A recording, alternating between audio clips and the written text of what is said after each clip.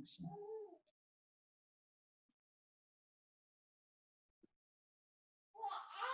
Okay, so how are you doing besides the weather in Cape Town? Right. It's okay. Like I'm fine. We're doing what we can with luck. Are you working? Actually, lucky. I'm doing a couple of things. Yeah. Okay. Okay. So do those things allow you to work from home? So pretty much all of them are like from home. It's just the one side that I'm doing that. Obviously, like trying to sort of host an event. But lockdown. Mm. It's weird. It's going to be an event with like 20 people, so we'll see. Okay. Also my side, I'm trying to Yeah. work online. So far it's okay, it's getting there. Mm. I won't say I'm enthusiastic about it because I'm an in-person type of a person, but I'm getting Yeah. used to how things are. And I guess it's the working from home that is kind of making me think about a lot of things, including interrogating my own way of doing things, Yeah. including perhaps changing the way I do things, or maybe not, yeah, I guess reflecting on how I've done things in the past and then hopefully, Reflecting. yeah, and change I things. think that's what COVID did is to like, and that's why a lot of people weren't comfortable with it because all the time now to yourself where you have to literally be with yourself. Yes. So yeah, like I think everybody's been doing that.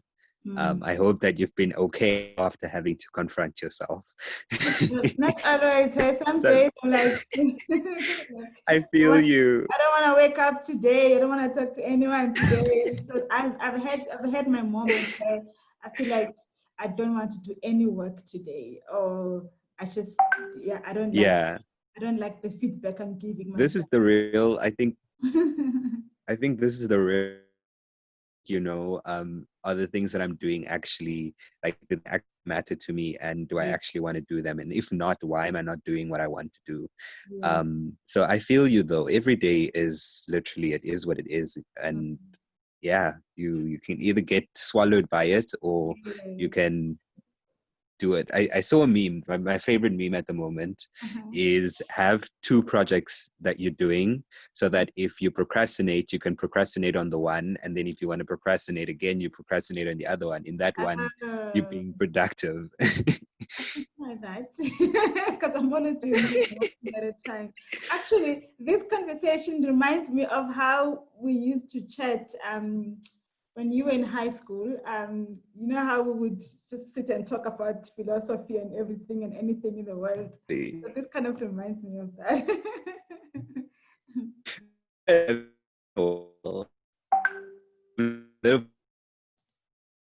Wait, Because now my sound keeps dipping. your sound. Yeah. Okay, I think we got Um, it now. So, Karen, the reason why I thought let's have this conversation is I was, I guess, when I was reflecting, I was asking myself, what is the meaning of success, ne? yeah.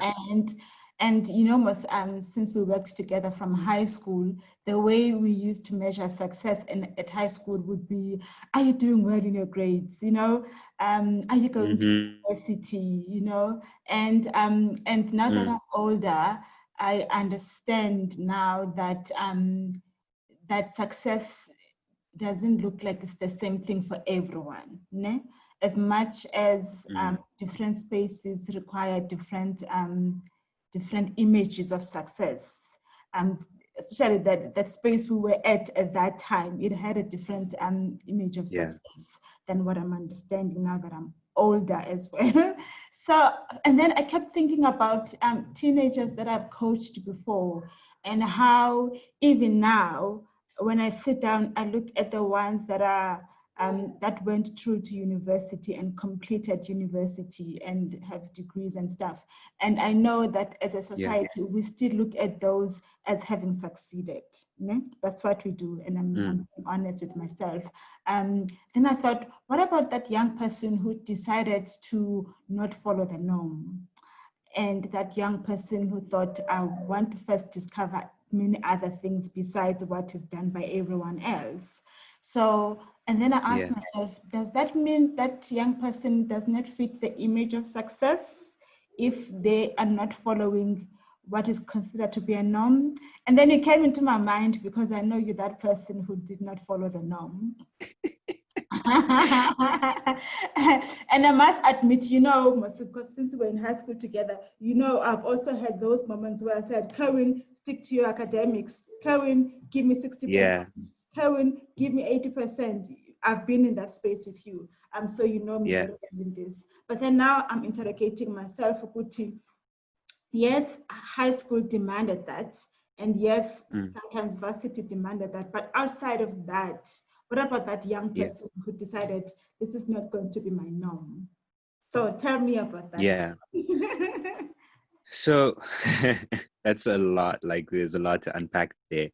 But I think the best way to answer is to firstly say that I probably don't fit success. And in many ways, I don't think that I'm successful yet. And I think that that's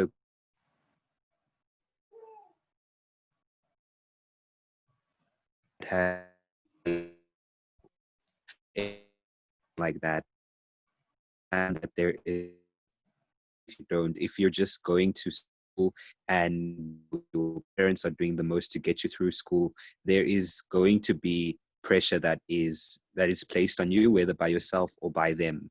In my case, it just so happened to be that we were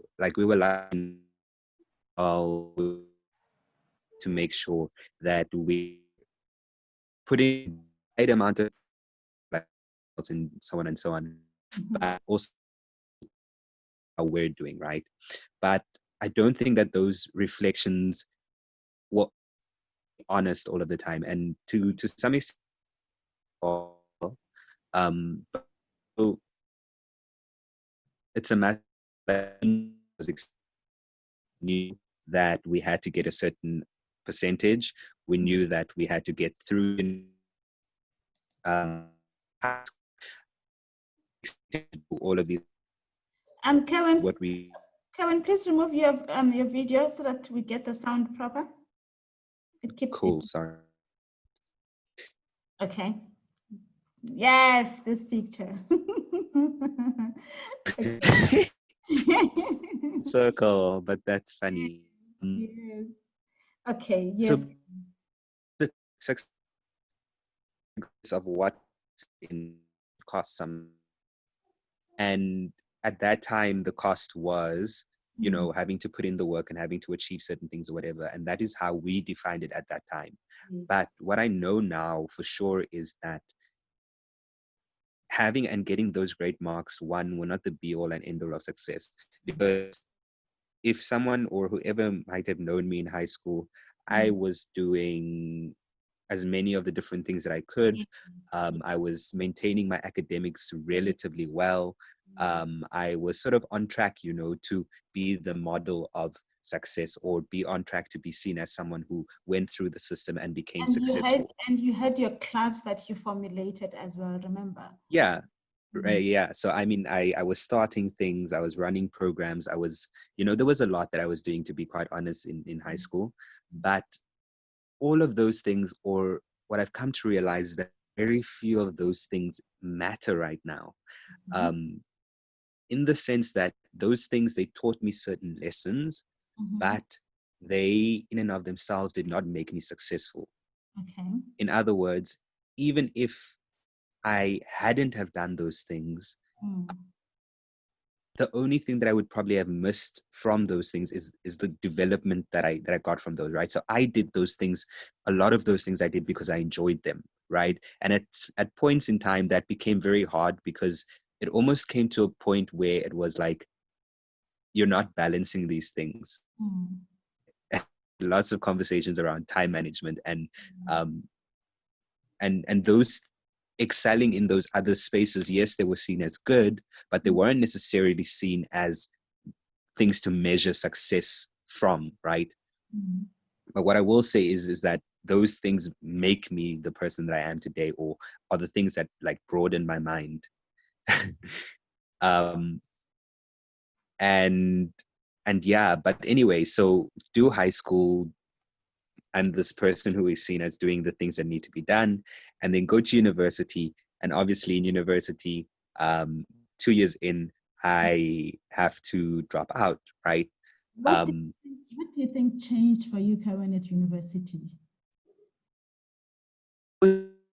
University, I much that, and those are the things that I really care about. But what I very quickly realized is that university isn't the space for the kind of changes that I wanted to see, and also it wasn't the academics I thought it was. Um, you are not going to get to your first year in university and start writing or engaging with your own theories, or even engaging very widely with other people's theories, which is what I expected from university, to be fair, right? So when I got to university in first year, I was expecting to be able to, sit with the various philosophers writing or whatever, and to then explore those ideas, and then to add a creative element to that, right? But in your first couple of years of university, that's not what happens. I think that only probably comes at, to a large extent, even PhD level only, Yeah. or even masters.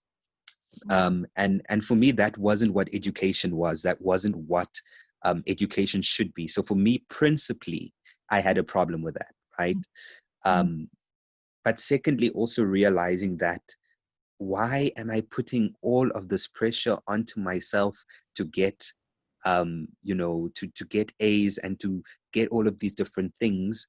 Um, and like, to what extent, knowing that even statistically, like if you are in university and you do get a degree, yes, it increases your chances of employment, but it's not a guarantee of anything, right? This is again half the problem with university, is that a lot of students think that I'm going to get the degree and then suddenly I'm going to be able to just walk into a workspace or do, which is only somewhat true. And this I only learned in my when I left university and actually had to go and find jobs, right? Is that you can actually find a job with very little skill if you're able to know yourself and to be able to market and sell yourself towards that specific role that you're going for. Chances are you'll be able to possibly get through to some extent. Or if you know people, there's this whole conversation around networking and knowing people. Like, that's true. Mm. Like, and these are the things that we aren't taught, I think, in schools, and we aren't taught in university. But and I can't remember. I read someone who wrote about this, where they were speaking about this idea of, if you work hard enough, you get the degrees and you get everything that you need, then you're going to be able to be successful. And someone said that that's a lie. And it's a lie we need to stop telling people, because yes, there's an element of that that's true, but a lot of it is also the luck and the work in knowing when the timing is right and who to speak to. Yes. Um, And so yeah. which role did self-discovery play for you when you were at varsity? I know you went through a lot of just searching, soul searching, and trying to discover Yeah. your identity and being Yeah. comfortable in that identity and still continuing to explore it. So Yeah. after high school and realizing that now you're grown enough to explore who you are, what Yeah. role that path take in terms of your decision at varsity either to stay or to leave? So before I left university, or before I made the decision to leave, I literally went through a 6-month depression. Mhm. Um, there were various reasons for that. Um, and and and that was probably one of the hardest, like, challenges, or the hardest parts of at least my life journey up until that point. Um, But that was also the time that I learned the most about myself, in the sense that when you're able to somehow turn yourself around from having to jump off a bridge, and you're like, there is actually a reason that I am still here, and there's a reason why I have not yet done this. And those reasons are whatever, whether it was, for me at least at the time, it was like family and the greater good. Um, but whatever that reason was, and the fact that that hadn't yet been fulfilled, that is what gave me the strength to, like, to turn away and to continue and to fight every day to actually just be right.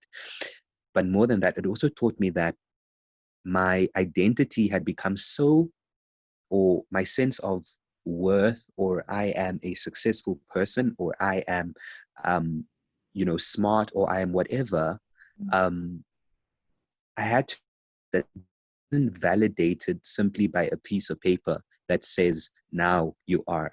You know what I mean? Like, I realized that I'm capable of thinking, I'm capable of being creative, I'm capable of being an intellectual without the paper. And people still respect what I have to say because of what I'm saying, and not because I have a paper that says it, right? And I also realized that there's a lot of people that have papers that know very little. I'm sorry to those who've gone through university and have degrees. It does take, this is the thing, I don't want to discredit it. It does take a lot of hard work, and there is a lot of value in it, but it is not the only way of seeing or knowing what you are, whatever you claim to be. Can I put it that way? Okay. Tell me, Yeah. the depression side of things. Um, do you Yeah. think that it's part of growing up?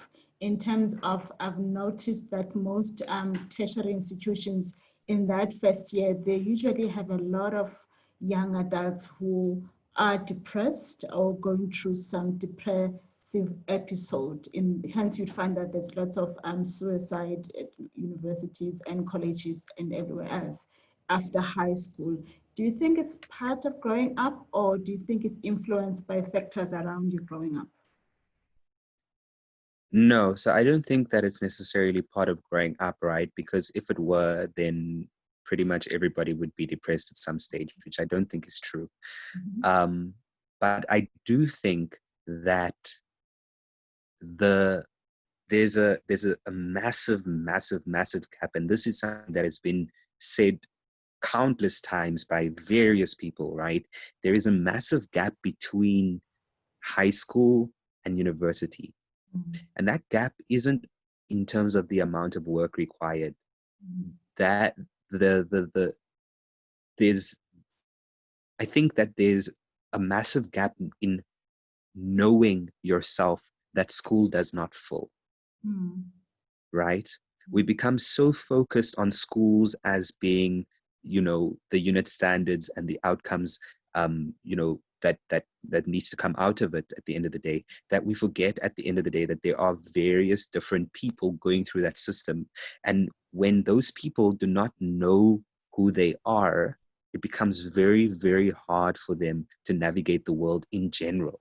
And I think this isn't only even a high school university thing. This is people in general, because this is like how many people have gone through university and then go on to life and then have to full, work roles or whatever. And then they're like, oh, I'm going through the most, even though I'm at the pinnacle of my life, I'm earning 40, I'm earning whatever, but I still feel like there's nothing, or there's something wrong. Like, there's a void or something missing. Yes. Okay. So, how did your mom handle the news when you decided I think I'm leaving university midway before completing? I know your mom is quite a trooper in terms of support. But how did she handle that conversation? Well, she didn't have to handle the conversation. Like many, I said she didn't have the time to engage it. Okay. It was a matter of informing as opposed to speaking about and asking. Okay. And there's a reason for that. With many decisions that I make about my life, I think through them a lot. I overanalyze, and at that point, it also became kind of impossible to turn back from this decision. So it was more like, okay, so you're leaving, now what? You're not going to sit at home and, do nothing. That was the conversation. Um, and, but I do think that there was still I mean, you have to speak to her and ask her about that, but I think that she still Actually, I'm gonna ask. feels, I think that she still feels like it was a wasted time. It was a wasted opportunity. It was money wasted. I think that's how she's viewed that. And that to some extent is true, but also isn't, because had I not again done that, I wouldn't know, I wouldn't be doing the things I do now. Yes, definitely.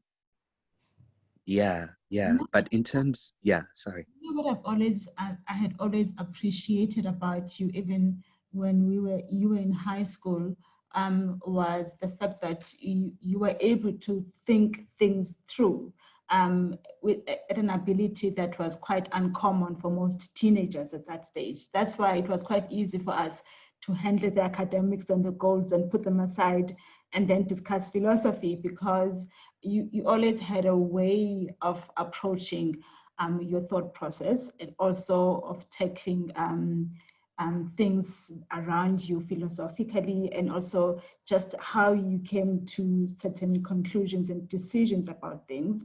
So I had always found that to be quite unique about you. So when I heard that you were dropping out of university, at that time, I must admit that me too, I thought, oh no, not Kerwin. Kerwin is too smart and wanted to leave university. So I was that person too, I must be honest. I was that felt, I wish he had tried it and completed it at least, But then I think now that I'm reflecting now, because this is me now reflecting, I realized actually Kerwin has never been the kind of person who did things for the sake of doing them. You've always been a person who thinks things through, and that's what comfort. And I think maybe that's why we've kept in contact throughout the years, because I could identify with that side of you. And I think maybe a part of me did not want you to not have someone to talk to if you need to. Initially, I was like, okay. I appreciate that. I was getting close. I don't want him to not have someone to talk to if he needs to. And also, you're going through a lot of things. I remember politics, first years, and everything else. So So, but that's what I appreciated about you, that Karen is the person who's able to think things through and evolve in that sense. So I kind of knew you find your way, but I then also understood that chances are you're that person who won't follow the norm. So now I'm interested. Where are you now? How do you define? Well, I just firstly want to say you give me far too much credit for my ability to think. I make stupid decisions all the time. Part of being human. Don't be too hard on yourself. It's part of being human, because you want to know that decision is wrong until you make it. But if you don't make it, then you still won't know. So the value of making a mistake or making a decision and make a mistake is that you eliminate that choice from your bouquet of choices. And then okay, this one doesn't. Exactly. And that is something that I now understand, right? Is that regardless of what happens, in most cases, figure out yes, definitely. that definitely. So I think that's why I wasn't scared. I think that's why I was able to let go. I think for you, I took longer to let go of my teens, because I was always wanting you to be this person who has someone to run to. Then I thought, but doing things through, will evolve, will make a mistake, but that mistake is going to teach him something. Then I was able to then trust and let go, because then I realized your own growing up process will not be like any other teen, because when you have your own things. And I think this takes knowledge. This really takes knowledge, and it takes someone who knows you, because if you had still been over I want to say over-nourishing in a way, right? So I'll take, for example, a plant. Sometimes you can overwater a plant and it will die, right? And it takes knowing that when this plant is responding in this way or that way, that now, okay, it needs maybe more sunlight or it needs nothing even, right? And I think that we forget the value of, especially when it comes to teens and kids in general, we tend to view them as always needing to be given, given, given, given, given, given, given, given, right? And we sometimes forget that we need to also step back and allow them to just do and to learn from mistakes. And this for me is the most interesting thing, because throughout high school, the one thing that we spoke about a lot, and especially with the program that we were going through, was failure, right? And how failure leads us to our success eventually. Um, but it was very interesting because at the same time we were incentivized almost not to fail, in the sense of what failure means, right? So it's funny because I don't think that any of us from that cohort really failed, so to speak, in high school. But what is interesting that I will say is the conversion between high school program and the the, the university program. I think that there's a reason why we weren't making it through and why that percentage was so low. And I will go so far as to say that I think it's because throughout high school and once we got the scholarship, we learned essentially how to succeed in that small way. And that changed the way that we thought about a lot of things. It changed the way that we approached problems. It changed the way that we viewed the world to a large extent. Yes, it opened our eyes, it opened up opportunities, all of these things. But in that changing that happened, or that I would call it almost maturity or whatever, we probably lost a bit of the essence of why we were there in the first place, um, because of what success is. That's just opinion, and that's just my reflection. A place now, you were asking, where am I now? Where I can't. You're mute. Sorry, sorry. So where are you now in terms of how you view your life? And Yeah, I know you've tried different things, which were yeah, all because everything that we attempt that fits into our potential and abilities, it does add value to our lives. So which has been yeah, great. So how would you define your life right now, like where yeah. you are, Jay, overall? Okay. So right now, I'm at a space of, sorry, pardon me. I'm at a space of growth. Um, and this is something that I am a lot more passionate about now. Like back in the day, I had passions around technology and, oh, I want to be the next president. Like, yeah, great. I still love those things. I still like to do some of those things. But my passion right now is really just to see more and more people adopting a very different mindset, and a very radical mindset, might I add, even. And it's not radical in the sense that, if let's make a noise about things radical. It's more a quiet radical where our mindsets shift to being growth focused, right? So there's a lot of conversation around what the growth mindset is and all of that, and I don't want to get into that. But for me, the simplest way that I want to see that, or the simplest way that I want to help more and more people to do that, is literally by shifting conversation to be solutions focused, period. Um, whether your problem is not being able to wake up in the morning, or whether your problem is the grass grow. Tell me what your problem is. You can tell me what that is. What or how do you to fix that?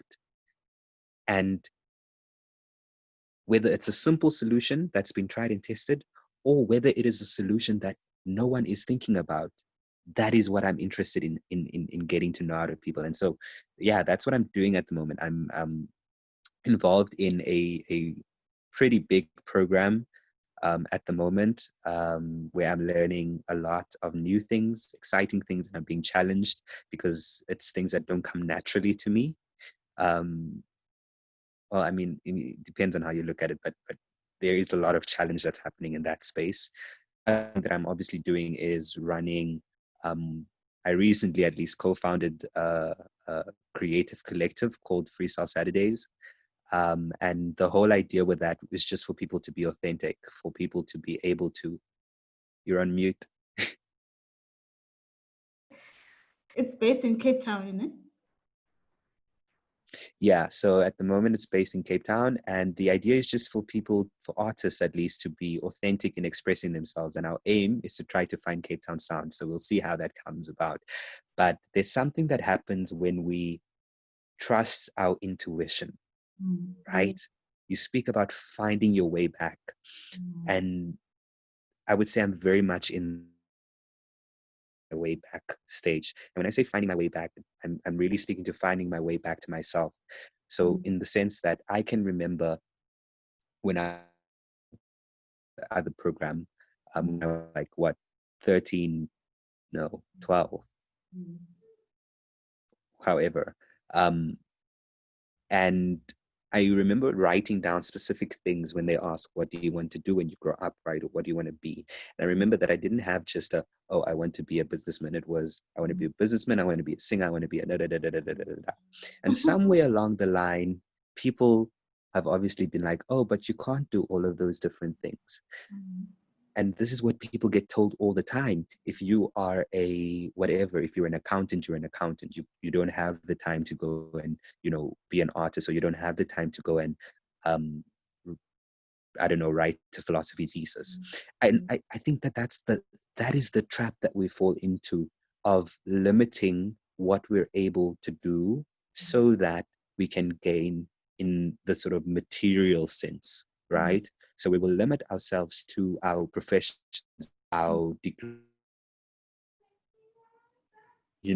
Even for example, for yourself, I'm a teen coach, and so I can only teen coach, if that makes sense. Yes, makes sense. And when you're much more than that, you're able to do a lot. Like, there are things that you are innately gifted and you're meant to bring into this world, and you learn not to listen to the voice that is supposed to lead you to that. We learn to not listen to our intuition and let us focus on rationality. And now at this point, you must tell me that I'm a hypocrite, because it's very funny, because because during our time, at least, what was my number one thing was, I make sense of the world first, and then I will apply appropriate emotion, right? I I think during that time, I think as much as you were a teenager growing up, I was also a young adult that was growing up, remember? So yeah, I don't think I would call you a hypocrite for that. I think in every phase of growing up, we view things differently. this is true. But for me, that's the interesting shift, is I used to place so much focus on things must be rational, things must make sense, things must be planned, things must, and now I'm pretty much on the other side of that, where I'm like, okay, I'm listening to my intuition, in the sense that when you hear something, there's a reaction that immediately follows you, either like, oh yeah, that, or you're going to be like, and then for me, that's when I know when something is a yay or a nay. Like, is listening and honoring that small voice that either tells you this is a good thing or this is a bad thing. We all have it. It's something that we learn to not to listen to. I'll put it that way. The second thing that I'm doing differently now is I'm not chasing the money. Please show your face again. I'm going to remove my face. Okay. So it's not chasing the money.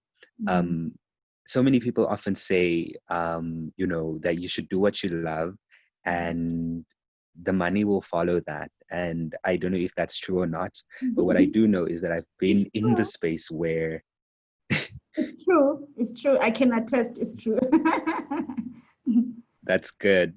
So at least I know I'm on one thing that's correct.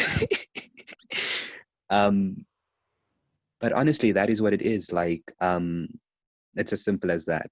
I'm not chasing capital. I'm not chasing being able to buy a pair of clients, being able to buy the next iPhone. I will, and they will come in their time. And it's more a matter of like manifesting the fact that I will get those things, but I'm not actively like life isn't You're not driven. dependent on. Yes. I'm much more driven now by enjoying the things that I'm doing, by, you know, doing things not for the sake of doing them, but doing them because they're adding value, even if they don't add to anybody else's life and nobody else why I'm doing that thing. That's fine. I'm doing it because I enjoy that and that makes sense to me. And from that, opportunities are flowing. And I've literally seen this. Because you force yourself to work, you can force yourself to make the 50K and you will enjoy the fruits of that. But the actual value and the actual like satisfaction, opinion, success is the fulfillment that comes from what you're doing. Yes. Yeah. And then last question, and this is more of a promo type of a question. So how is it like being coached by me? And I'm asking this because sometimes young men are reluctant to do the whole life coaching thing. There's still somehow a reluctance from them to take on a coaching type relationship because I don't know. I can make assumptions, but just make it short. How is it like to be coached and also to be coached by me? And now that I'm older, what do you think I should do more of that worked for you? Cool. So the first thing that I'll say is there's this pressure with coaches where they have to do everything and that their programs are foolproof. And if you do, if I'm your coach, then you're going to unlock amazing things right? What is very interesting is that this conversation is happening where you're actually asking yourself, is what I've done or has what I've done actually been good for the people that I've been coaching? A lot of coaches don't do that. So just for that, I want to give you props, like not as a promo or anything, but I want to say thank you for actually for asking it and for being open to actually learning as well. Like, I think that's important. That aside, to be coached, it's like, let me put it this way. It's funny because I don't watch sports, but the best way I can simplify it is you have amazing soccer players, right? They can do the tricks, they can run with the ball, they can score the goals, whatever. Why do those teams, why do those individuals still have coaches? Why do they still have trainers? Why do they still have people that guide them? Right? And that is why we should, or I think that people should have coaches. It's as simple as that. You're still brilliant. It doesn't take away from that. You still are an amazing person, or sometimes even maybe you're a bit of a mess. It doesn't matter. But the point is that there is someone who is not yourself, who is able to see you and has your best interest at heart. Why? To have your best interest at heart. So, and I've learned this, that there are people who will have your best interest at heart. And they will be friends and they will be family and they will be whoever. But they really don't have to do that. And because they don't have to do it, a lot of them don't, right? And a lot of the people that are in your life are there to say, yes, you are great, you're amazing. And then sometimes you'll meet those that will also be like, maybe not in these cases, but most of the time, the people that love you and that care for you and that have that sort of personal bond, I would go as far as to say, like family or partners or whatever, we're not used to being able to tell our partners, we're not used to being able to tell our family, no, actually, you're wrong. You need to look at it from this perspective, or this is how you can improve, or whatever, right? Or other times we might not listen to that advice because we're like, ah, but you're just, whoever. Yes, familiar people, yes. Yeah.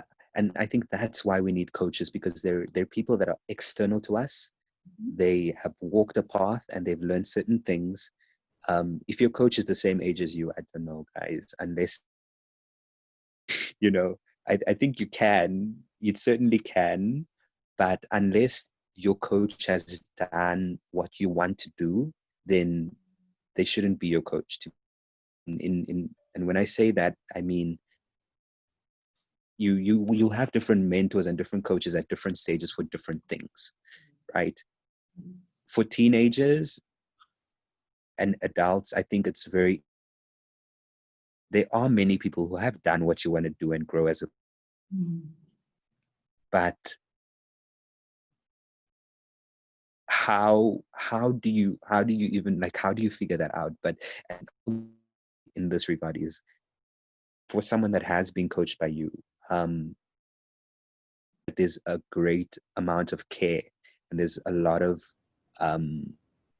like, you put in a lot of into what you do.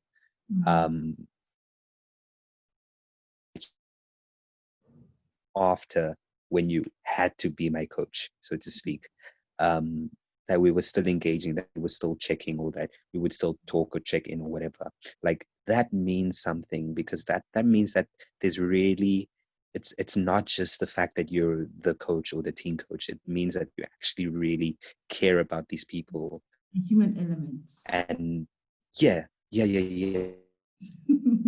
I think that's the most important thing, ultimately, life, with everything to do, where human element to it. And that is a question that I think a lot of people need to start asking more, is where is element to what you're doing, and where is the human element to doing what you're doing. And yeah, from my honestly say that that I've seen that from you as a coach. But even if people don't sign up to you, I think that like, especially young adults, young kids, we need mentors. We need, and this needs to become a norm. It shouldn't be a thing that just some people can do. It should be a norm where we have people experienced, who have networks, who have networked, who have worked whole life, and that really just want to see people flourish. Like, we need more of that. Thank you, Karen. So we still have to have that conversation around your organization. So we need to lock that in. But thank you for this conversation. I really appreciate it. I think I'm trying to see if I can talk to more and more young adults and see where that conversation is going to take me. I've been trying to see if I can do a YouTube channel that is focused on teens and young adults, because that's where my heart is. So maybe this might be the beginning of that. I'm not sure, but thank you for being the forerunner of it. It's a pleasure. Anytime, that I would literally avail myself anytime. Yes. And I can't wait for COVID to end so we can go and have our ribs again at that place, ne? Go Cape Town. Lol, that's funny. Where is he now?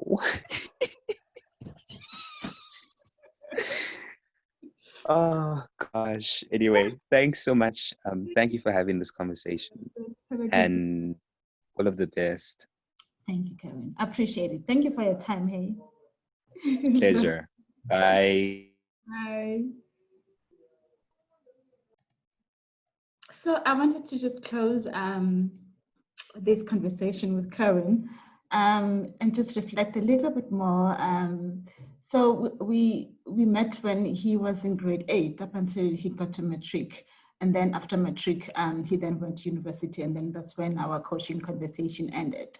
And just recently, I've really been been wanting to have conversation with young people so that we get them to define for themselves what success is. Because I think adults, parents, families, and even us coaches, we tend to want to define for young people what success should be. And this is why sometimes I feel young people struggle sometimes, because we have defined for themselves instead of guiding them, so they define what they want to define, so they can explore who they are. They can look at their self-identity. They can look at how they make decisions, so that they are kind of happy with who they become later on. So for me, this is going to be an ongoing conversation, and I'm hoping more and more young people kind of request to join this conversation.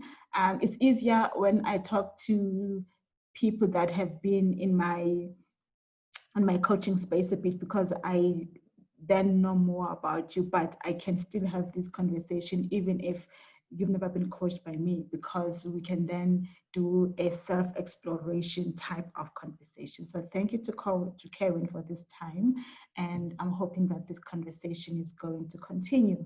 Thank you so much for watching.